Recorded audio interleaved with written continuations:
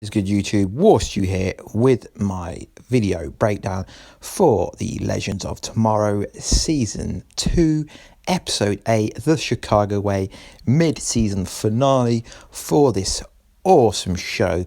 What a fun-packed yet quite serious episode for the Legends of Tomorrow that we don't usually see seriousness on the show. Normally it's lighthearted, but I would say it was a very strong mid-season finale before the winter break. So this episode saw us seeing the return of Malcolm Merlyn as he is part of the Legion of Doom.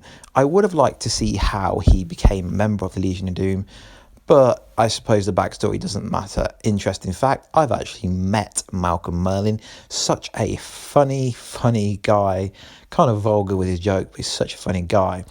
So he adds a kind of extra dimension to the show as he has history with Sarah and he was part of Team Arrow. So it's very interesting how Ibard Thorn Reverse Flash has recruited him.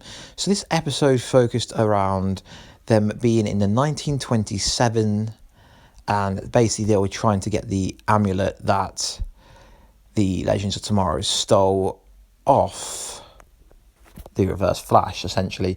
So they've been trying to get the amulet back for so long. So Ibard Thorn and Malcolm Merlyn offered their services to Capone, who was the mobster wannabe throughout this episode.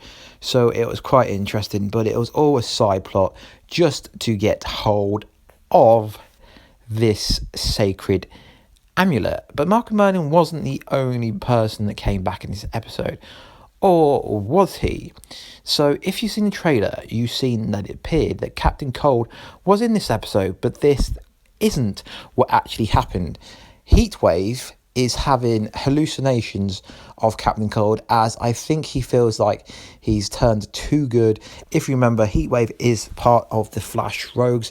He's meant to be a badass villain, but throughout the Legends, he's such a nice guy, such a funny guy, and Captain Cold is basically remembering him of his heritage and where he came from, and he drops a line saying, saving yourself to help others isn't always the best way.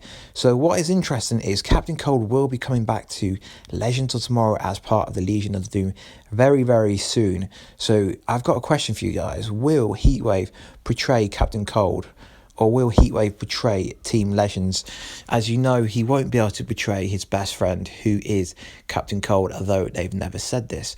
Throughout this episode, Martin Stein was acting strange, obviously because he created the time anomaly and he's got a daughter, but he doesn't let anyone know. But throughout this episode, it is apparent that this is going to come out, and eventually he tells Sarah once him and Sarah get captured by the Reverse Flash.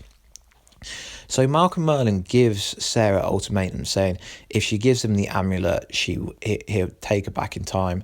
So she never got on the ship, and so her sister would still be alive, etc. So that was interesting. I never know that Malcolm Merlyn was solely in charge of sanctioning the ship to be kind of sank. I knew he was involved, but I didn't know how much he was involved with that storyline. So we got a badass fight scene with the White Canary and Malcolm Merlyn. Obviously, Sarah kicks his ass as she was trained by the League of Assassins. So that was a cool little fight that we got. I love how Sarah's turned into the main star of Legends of Tomorrow since Rip Hunter has disappeared from this show. So they're in a 1927, so we get some jokes from Rip and Monty and Clyde, I think it is. I can't quite remember. Let me know down below if I've got it wrong. Monty and Clyde, I think it is. And then we get Vixen having a fight with the Reverse Flash, and he's after the amulet.